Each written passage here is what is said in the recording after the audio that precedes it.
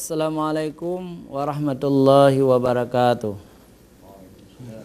Alhamdulillahirabbil alamin.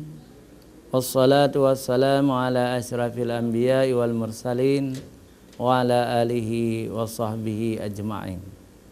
Ayyuhal masyahidunal kiram, istami'u min fadlikum. Puji syukur kita panjatkan kehadirat Allah pencipta semesta alam. Selawat dan salam kepada junjungan kita Nabi besar Muhammad sallallahu alaihi wasallam beserta keluarga dan sahabat beliau sekalian. Pemirsa Aceh TV yang dimuliakan Allah, kita bertemu kembali dalam program Ustaz Menjawab hari Ahad yang baik ini. Pemirsa, di studio telah hadir narasumber kita Ustaz Muhammad Syukur Hasbi.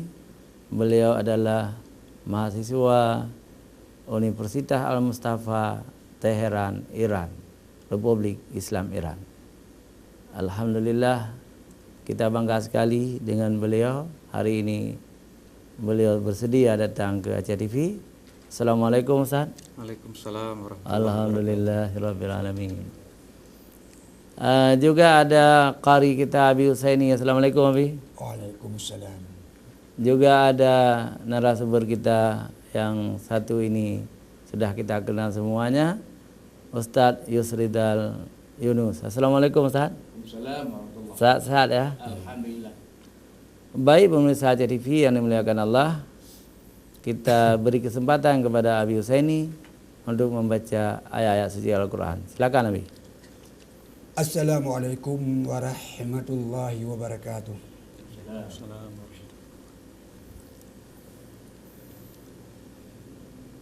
أعوذ بالله من الشيطان الرجيم.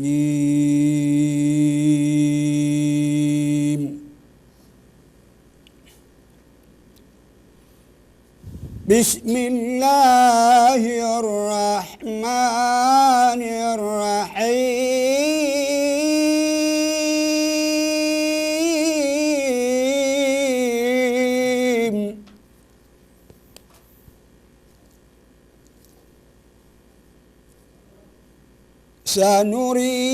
سنريهم آياتنا في الآفاق وفي أنفسهم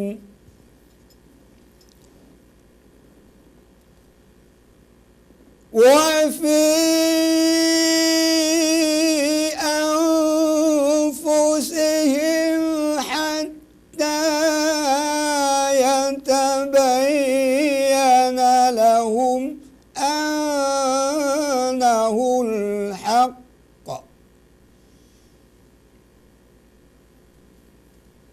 أولم يكف بربك أنه على كل شيء شهيد.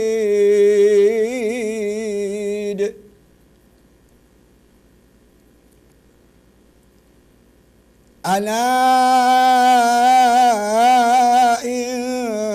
إنهم في مرية من لقاء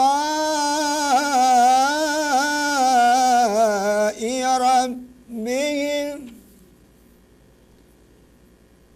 ألا إنه بكل شيء محيط.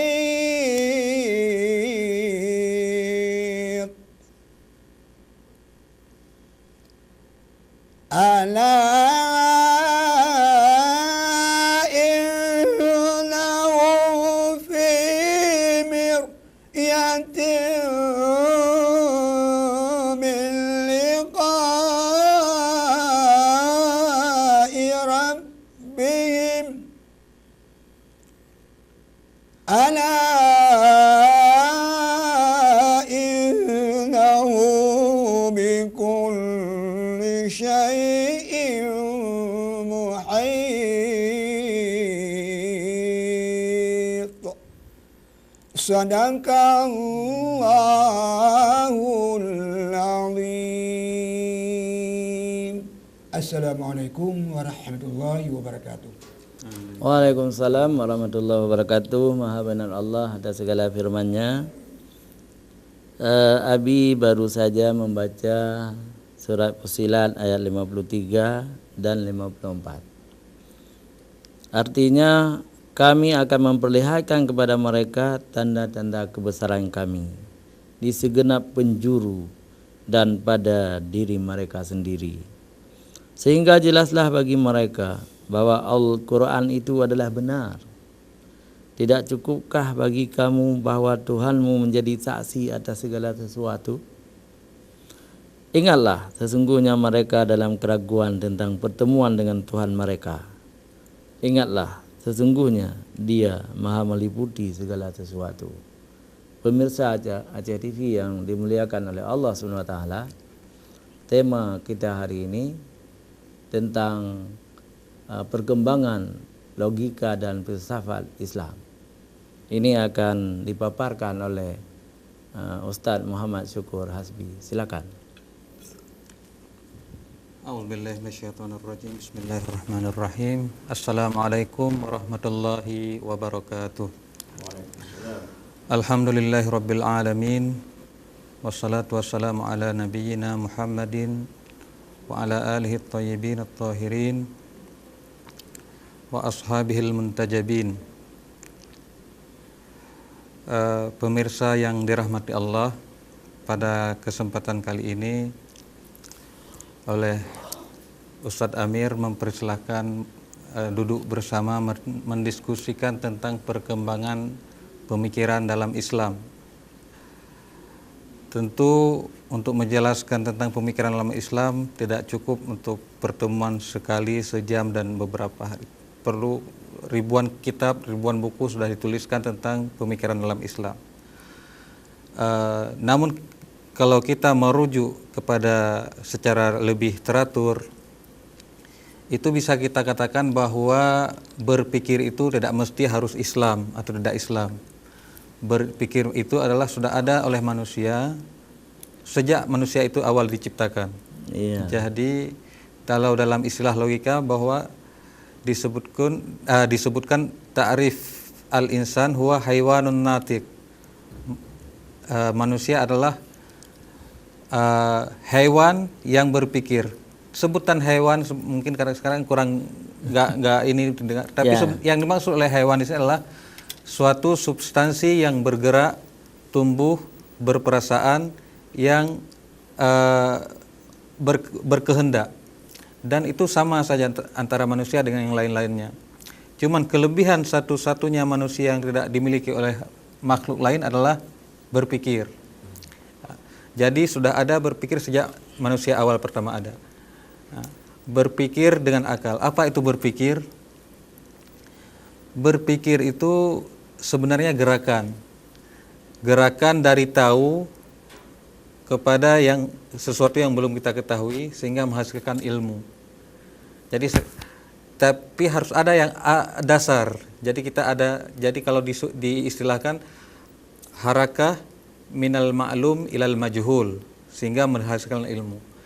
Jadi maklum yang kita modal itu ada para manusia. Ketika manusia dilahirkan, dia mendapatkan ilmu pertama tanpa disadari otomatis, seperti ilmu melalui panca indera. Dia merasakan, melihat, atau kalau setidaknya merasakan. Itu ilmu dasar yang dimiliki oleh manusia. Bersentuhan langsung dengan sesuatu yang materi di alam luar. Kemudian tahap kedua, pemikirannya bergerak kepada khayal. Istilah khayal ini adalah sesuatu yang bisa diketahui ketika sesuatu itu tidak bersentuhan langsung. Contoh misalnya ini kacamata Ustadz. Ketika saya lihat ini namanya indera, pengetahuan indera. Dengan saya melihat saya tahu ini kacamata. Tapi dengan saya tidak melihat, tapi kacamata masih ada gambaran di saya. Itu tahapan kedua. Tahapan ketiga adalah namanya tahapan akal. Jadi akal itu adalah bergerak untuk berpikir dari yang sudah dimilikinya kepada yang baru. Itulah namanya mencari ilmu. Ilmu itu lebih umum, ada ilmu objek, ilmu ada materi, ada non materi. Berhubung manusia sejak awal manusia sudah berpikir, maka tidak bisa disebutkan adalah yang menemukan, siapa yang menemukan. Memang dalam sejarah filsafat dan logika itu pendiri atau penemu pertama logika itu Aristoteles, Ustaz Amir, sebelum Masehi, sekitar 3 atau 4 abad sebelum Masehi. Aristoteles ini bukan dia menciptakan berpikir, karena manusia sudah bisa berpikir. Cuma dia menemukan kaedah-kaedahnya. Menemukan kaedah-kaedah bagaimana cara berpikir yang benar. Seperti Newton katanya. Dia menemukan gaya gravitasi, bahwa sesuatu dari atas jatuh ke bawah.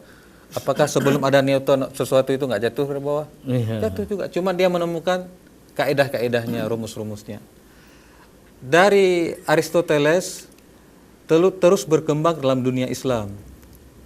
Itu pada abad-abad masa khalifah, setelah masa Nabi, masa sahabat dan masa khalifah.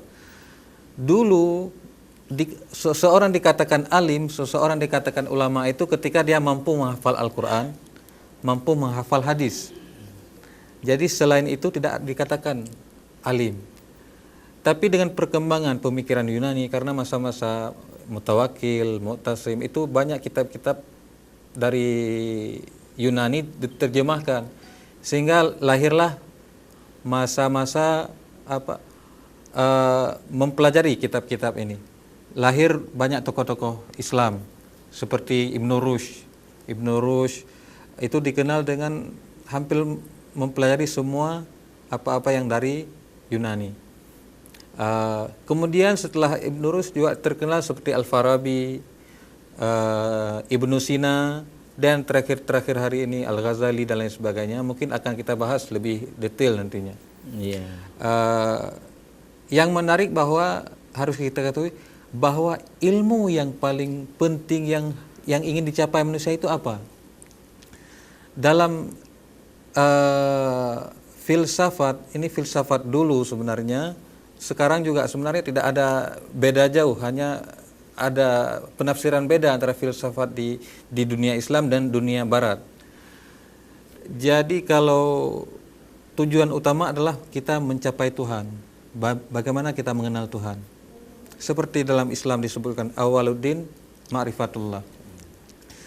Jadi dalam Islam itu pendekatan yang tujuan yang hakiki yang ingin dicapai adalah mengenal Tuhan yang sebenar-benarnya. Dan itu sudah dilakukan oleh sebelum Islam sebenarnya. Seperti Aristoteles sudah menemukan Tuhan. Cuman dia mungkin tidak menyebutkan bahwa Tuhan itu Allah misalnya. Dia dengan rumus apa? Dengan rumus kimia fisika, lalu rumus gerak misalnya. Bahwa sesuatu itu tidak mungkin bergerak dengan sendirinya. Mesti ada penggerak. Dan penggerak itu mesti ada penggerak di belakangnya. Dan terus ke belakang, jadi tidak akan berhenti. Sesuatu yang tidak akan berhenti itu mustahil. Kalau istilah bahasa Arabnya tasalsul namanya. Nggak mungkin tasalsul. Misalnya, yang mudahnya misalnya dikatakan, saya ini dari ayah saya dari ayah saya, ayah saya dari ayah saya, dan seterusnya tanpa putus, itu mustahil terjadi. Saya tidak ada. Kalau contohnya misalnya kita masuk ke ruangan ini, ada berempat, semua mengatakan silakan masuk, ini mengatakan silakan masuk, tapi tidak ada yang masuk. Ini silakan, ini silakan, ini silakan. Itu tidak ada. Kemustahilan itu oleh Aristoteles mengisbatkan gerak. Ada penggerak yang tidak bergerak. Mesti ada. Kalau tidak terjadi tasalsul yang mustahil itu. Jadi oleh Aristoteles menemukan. Cuma dia tidak mengistilahkan Allah atau siapa atau apa sebutannya. Ketika pemikiran itu masuk ke dunia Islam, oleh Ibnu Rushd juga masih sempat mengatakan bahwa satu-satunya jalan mengenal Tuhan itu dengan cara ini, cara kimia fisika ini. Datang masa Al-Farabi, ternyata dia menemukan cara lain yang lebih mudah, yang lebih cepat diterima. Misalnya cara mengenal Tuhan ini dengan cara ini, mengenal sesuatu yang ada wujud, istilahnya wujud. bahwa segala sesuatu itu ada. Saya ada, ini ada, meja ada, kacamata ada, dan semua ada. Nah, ketika segala sesuatu yang ada itu tidak bisa keluar dari dua. Wujud imma karena dirinya sendiri, karena pihak lain. Kalau wujud karena dirinya sendiri itulah yang kita sebut dengan Allah, wajibul wujud. Wujuduhu binafsihi. Sedangkan yang kedua diistilahkan dengan mumkinul wujud. Jadi oleh Al-Farabi dan lanjutan Ibnu Sina setelahnya sudah terkenal istilah wajibul wujud, mumkinul wujud. Sebelumnya hanya dikenal Sani, Allah itu Sani, Allah Khaliq. Pertanyaannya Allah Sani, kalau Allah tidak menciptakan, apakah Tuhan enggak disebut Sani lagi? Menciptakan tidak menciptakan, Allah tetap. Jadi makanya diistilahkan dengan wajibul wujud dan mumkinul wujud. Bagaimana kita mengetahui bahwa sesuatu itu wajib, sesuatu itu mungkin? Seperti saya jelaskan tadi, ada manusia, ada semuanya yang ada di dunia ini. Kita melihat adanya ini semua ini karena dirinya sendiri. Seperti pena ini, apakah dia ada karena diri sendiri? Tiba-tiba ada? Itu tidak bisa diterima oleh akal.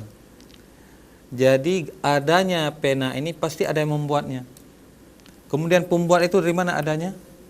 Pasti ada yang pembuat yang sebelakangnya.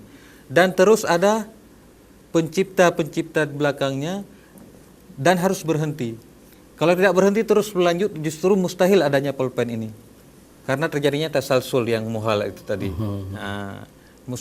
Jadi segala sesuatu ada pencipta, pencipta itu ada pencipta, pencipta ada pencipta, pencipta ada pencipta. Kalau tidak berhenti tidak akan terjadi. Justru tidak ada yang namanya pulpen.